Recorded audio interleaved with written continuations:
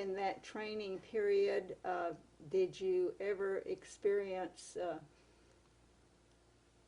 fright? Oh, I had one time when I went to change. I think I can't remember what I was in, but it was a BT or an AT6. But I went to change. It was just at the end of the time when we were to graduate, and I saw that my gas was low on one side, and I changed to the other. Nothing happened. I thought, well, I got to get down. And all I saw down below was were farmers' fields where they'd plowed about this high. And I remembered back when I was flying, and I've forgotten the airplane. Now I remember when I was on forest fire. It was I flew Ford trimotors, and excuse me. But this instructor I had on of course, the trimotors didn't have retractable wheels, but he told me, he said, now you can land on top of trees, and if you have a plane that you can retract, do it, and then make a soft stall right on the trees. And you'll live. Plane may not look like too much, but you can land on making a soft stall right on the trees. I thought, I see those furrows down there. I'm going to try something. I couldn't retract the wheels, but I landed crosswise of the furrows, and I came in and I just dropped it into those furrows, just bent a prop. And but I had forgotten to put my shoulder harness on and all this thing. Turned out I had a vapor lock. And then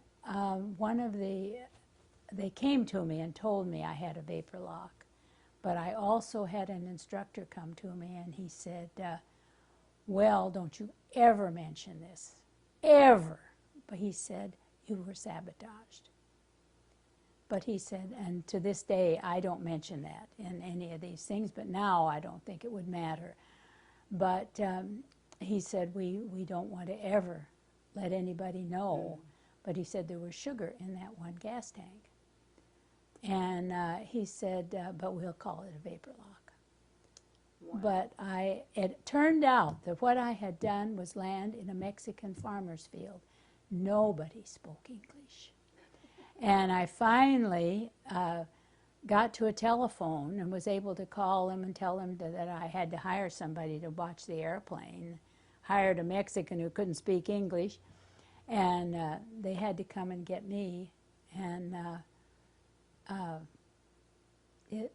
I turned out all right, but I did have a slight concussion that took me out of circulation. When you landed out in that field, did you sit there until somebody came? Oh, no, I got out in my foggy state and walked to a house. And, of course, people started coming out then, speaking nothing but Spanish. And finally, I managed to get telephone, which was telephone, no, you know, all I could get out, and got to a telephone. And but they were real sweet and nice to me. But they were just shocked to see a woman get out of the airplane, of course. That was the big thing. And they just didn't know what to make of this.